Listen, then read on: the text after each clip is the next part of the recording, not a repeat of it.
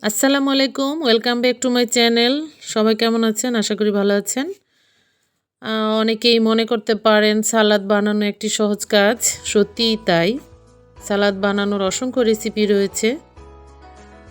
এই সহজ কাজটি অল্প কিছু ইনগ্রিডিয়েন্টস দিয়ে আমরা আজকে সালাদ তৈরি করে দেখাবো।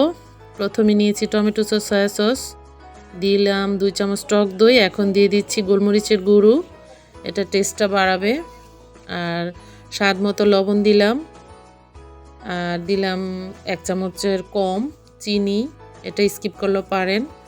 আর দিয়েছি 1 চামচ গুঁড়ো দুধ। আচারের তেল দিলে অন্যরকম ফ্লেভার আসবে। আমি দিয়েছি সরিষার তেল আর 2 চামচ লেবুর রস। লেবুর রসটা অবশ্যই দিতে হবে, টেস্টটা বাড়বে। সালাদ টেস্টি করার জন্য এই ইনগ্রিডিয়েন্টসগুলো অবশ্যই মিলাতে হবে। কেটে রাখা শসা, টমেটো, পেঁয়াজ কুচি, কাঁচামরিচ কুচি সব দিয়ে মেখে নিলাম। সবাই ভালো থাকবেন।